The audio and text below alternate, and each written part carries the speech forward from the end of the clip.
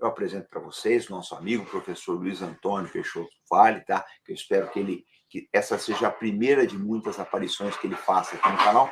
Professor, o show é seu, vamos conversar sobre essas transformações do planeta, porque eu acredito, eu estou tendo muita dificuldade aqui de explicar para o nosso público, porque todo dia muda tudo.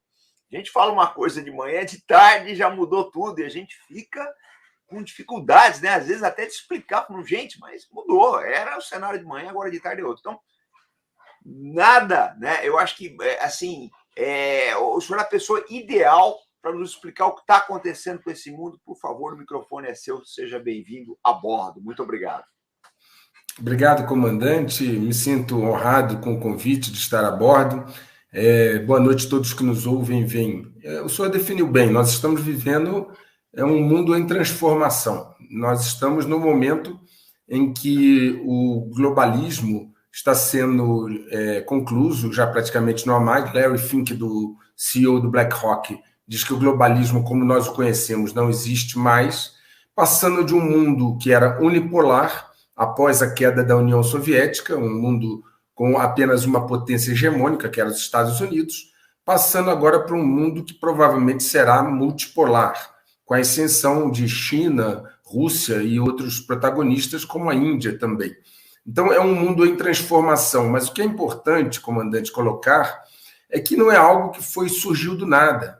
Esse processo, ele já começou, tem pelo menos 4 ou 5 décadas, de desmontar a ordem atual. Okay? Não é algo que foi feito do dia para a noite. Nós estamos vivendo o resultado de uma guerra de quinta geração, uma guerra híbrida, assimétrica, né, que é conduzida numa zona cinza, uma zona que não tem um local nem um tempo próprio, onde eles aprenderam como lidar com isso. Por quê? Porque houve o exemplo, comandante, da queda da União Soviética. A União Soviética, o senhor bem sabe, o Pacto de Varsóvia nunca foi vencido nos campos de batalha, que nem ocorreram, né? Foi uma guerra fria, né?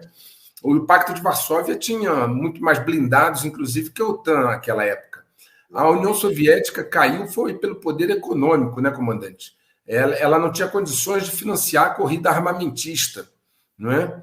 E, naquele momento, o Reagan colocou aquela guerra nas estrelas, todo aquele aparato.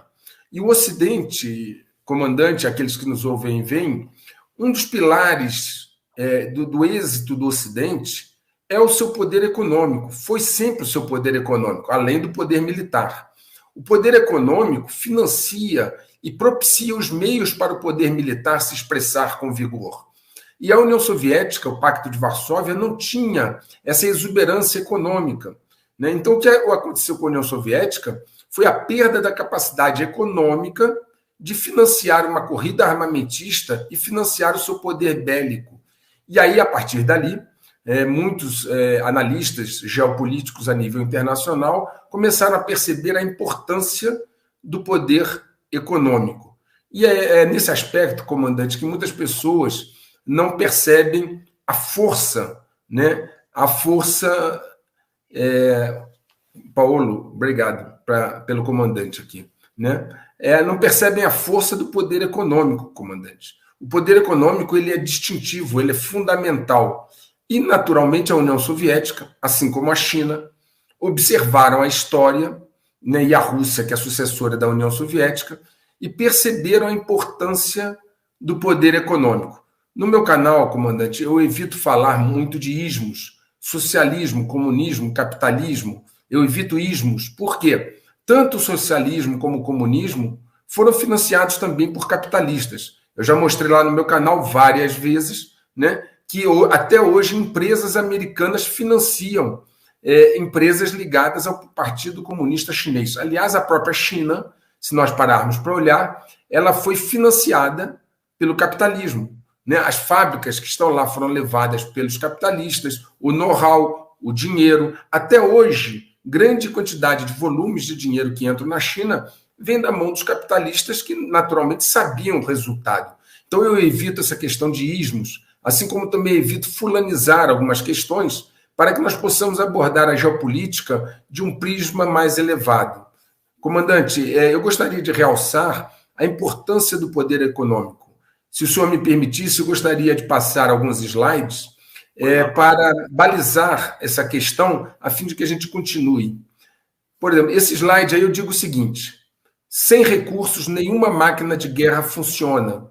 Sem equipamento adequado ou alimentos, as forças militares ficam prejudicadas ou mesmo impedidas de cumprir suas missões. O que eu estou colocando com isso, comandante? Vejam o problema logístico que os russos tiveram na Ucrânia quando o diesel, né, lá dos tanques, etc., se tornou inadequado.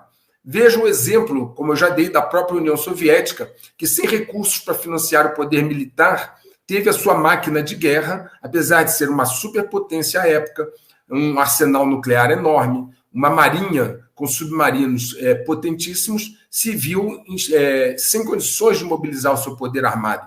Então, essa é a primeira grande mensagem. Sem recursos, nenhuma máquina de guerra funciona.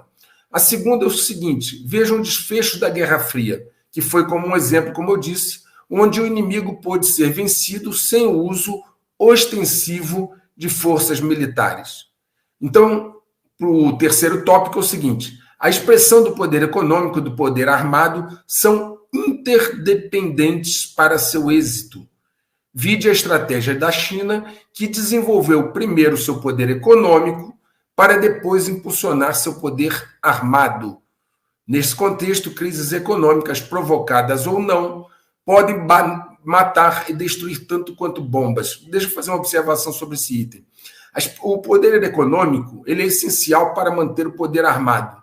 Todavia, se você for pujante, seu país for pujante em poder econômico, mas não tiver poder armado para proteger os seus ativos, suas riquezas, também haverá problema. Então, o ideal é conciliar os dois. Você ser pujante no poder econômico para poder financiar o poder armado e ter um poder armado vigoroso para proteger as suas riquezas, uma vez que há predadores militares em todas as situações. A China fez exatamente isso com vistas à finalização da Guerra Fria. Ela primeiro cresceu no seu poder econômico, adquiriu uma pujança econômica para depois começar a desenvolver o seu poder armado. Por favor, comandante, o próximo. Vamos lá, professor.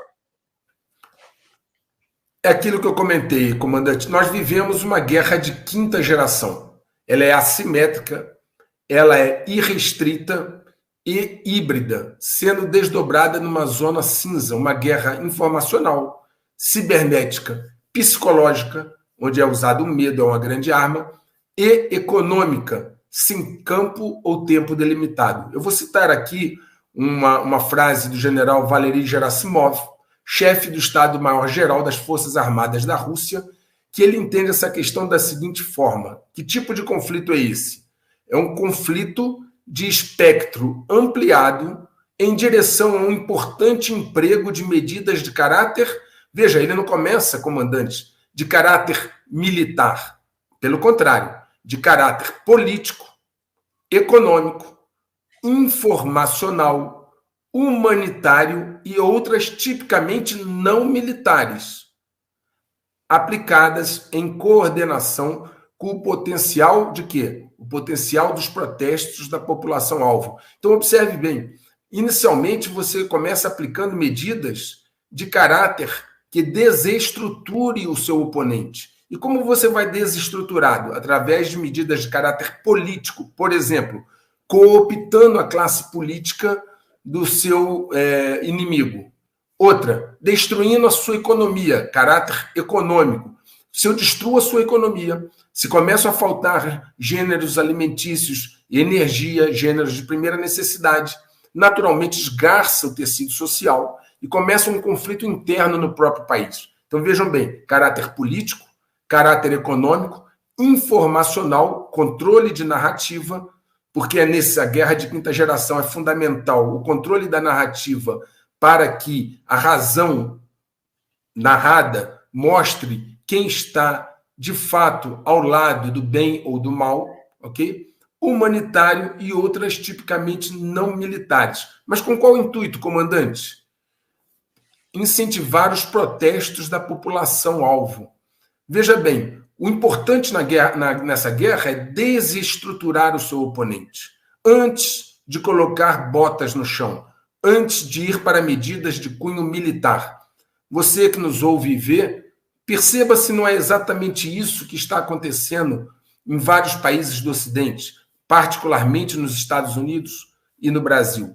Observe se não foi exatamente essa estratégia que foi adotada nessa guerra que já está durando mais de 4 décadas e que está indo agora para a parte finalística. Eles estão desestruturando a economia do Ocidente, eles estão cooptando, eu não digo a Rússia só, mas China e vários outros atores, cooptando a classe política, né, tentando controlar a narrativa. Vejam bem, uma outra observação. Eu digo no meu canal que isso não é uma guerra entre países, mas entre 2 grupos presentes em vários países e que são representados nos seus interesses, por exemplo, por fundos de investimento como o BlackRock, o State Street, o Vanguard. Dentro dos Estados Unidos existem... muito nessa tecla aqui, viu, professor? Eu pois bato não, muito. Eu falo, vocês têm que olhar para essas corporações. Eu falo para o pessoal, não é só olhar país, não. Olhar essas... Porque elas são muito poderosas, né? Extremamente, comandante. O BlackRock controla mais ativos do que o PIB dos Estados Unidos. Ok? O BlackRock controla 25 trilhões de dólares de ativos. E vejam bem, BlackRock, Vanguard, State Street, comandante, controlam praticamente 100% das grandes empresas do mundo. Praticamente 100%. O poder que eles têm de ditar normas